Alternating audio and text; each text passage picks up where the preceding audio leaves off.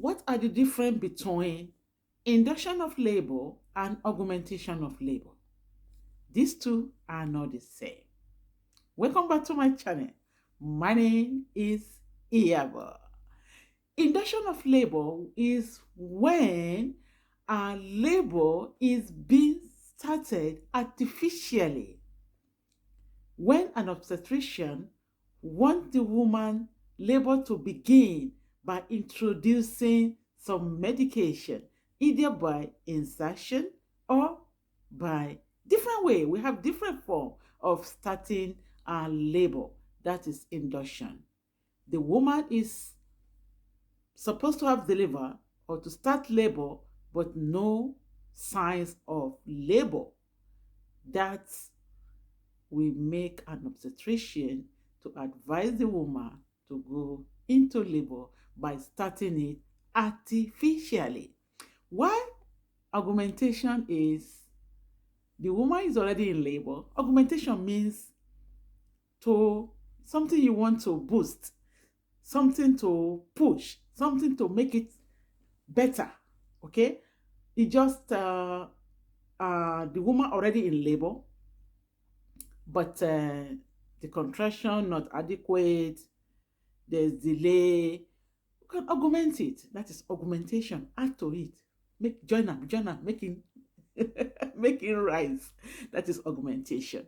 And are there reasons where a woman will be induced, especially induction? Because you know, induction is you make it start. There are reasons.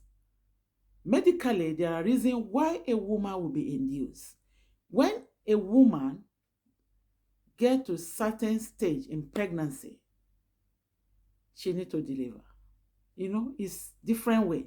At the initial stage, when the woman maybe she's having some issue with threatening miscarriage and all that, the doctor they will try to secure it, not to come down, not to deliver at that early stage by giving some medication, by putting the woman on bed rest. But this time around, the baby have overstayed. And the landlady or the landlord, because I didn't get inside the womb, they have overstayed there. When the baby have overstayed, the doctor will say, oh yeah, oh, oga, oh yeah, madam, it's time to come out. And there are medical reasons or even obstetric reason why a doctor will want the woman to deliver.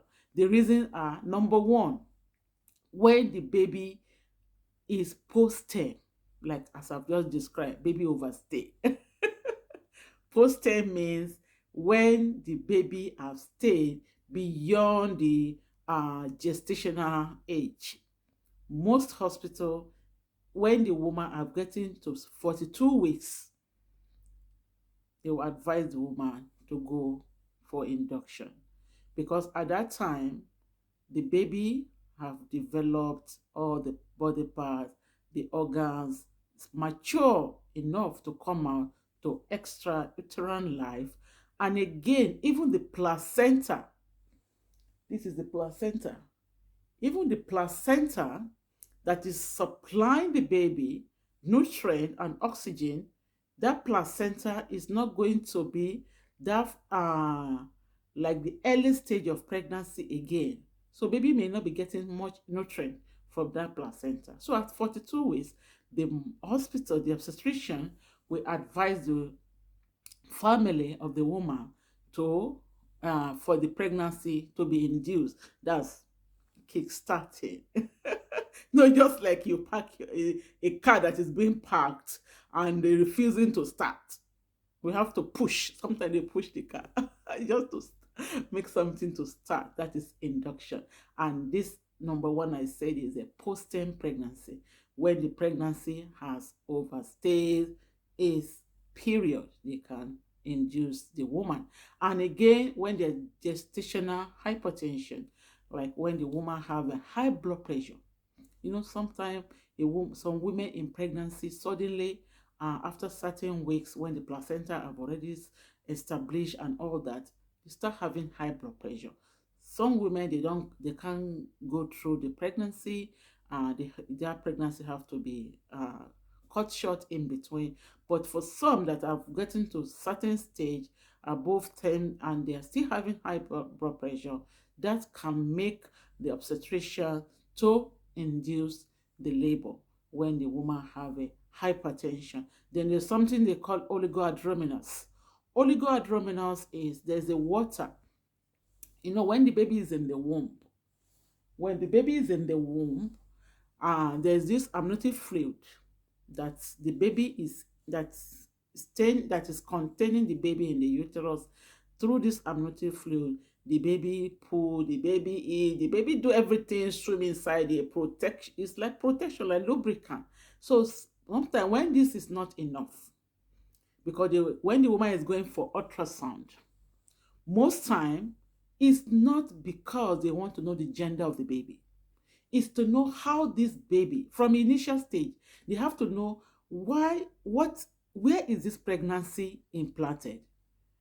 I'm telling you the reason why we do ultrasound. Is from that ultrasound we discover oligohydramnios also. So I'm just saying the reason why medically we do ultrasound for a pregnant woman, not for the purpose of knowing the gender. The initial stage is to know where the pregnancy is implanted, how many babies there is, the placenta, where is it positioned, and all that. So they still also measure the amount of fluid in the baby that is surrounding the baby, because there's an amount of fluid that the baby should have that will say, okay, this baby is not going to have any problem when the baby is born. So when there's oligohydramnios, that is oligo. Oligo means it's small, it's not enough. When the pregnancy have gotten to a certain stage and the amount of water that is surrounding the baby is not enough, the doctor can advise the woman to be induced. So that's another reason why pregnancy can be induced, even when the woman feel that, oh, I'm not yet 38, I'm not 39, but from 37 it can be done. And this is one of the reasons. Then another thing is when this water also start leaking, that they call it premature rupture of membrane. Some women, they will say there's leaking, there's water. So but the doctor or the hospital will not just induce the woman immediately, especially when the woman comes to the hospital and she's giving the history that she has seen water, not that she's in pain or anything. There should be an examination that will be carried out, because some women, when at the late pregnancy, because of the pressure on the bladder and other organs, it can make the woman to be having some urine leaking, especially maybe when she pressure or when she laugh. And sometimes some women, they miss this urine and feel that maybe it's the baby water. So the woman will be advised to be induced, especially if she has gotten to 10 that the baby can come. They will now, the baby is full is 10. But if it's preterm, the woman can be given maybe a place on some bed rest, but the woman have to still be in the hospital. And if it doesn't stop, the woman will deliver a preterm baby. But if the baby is 10 and she's already leaking, most hospital, they will definitely induce the woman. The woman have GDM also, she can be induced. Okay, because all this reason, the doctor will explain. When you go to your doctor and the doctor have explained, the baby have overstayed, this baby, your BP is not going down, the water in the womb, the water that surrounding the baby is less, is not enough again. All of this will be explained to the woman then before the induction. So when you go to good hospital, there are methods that they will use. There are different methods can be used, because is either the woman, maybe she's a previous cesarean, or she just she has been having a normal vaginal delivery. They use different methods. In my next video, we'll be talking about method that will be used during the induction of labor, and even the medication we give to augment labor that have already been established. Okay, thank you all for watching. I will see you all in my next video with another interesting topic.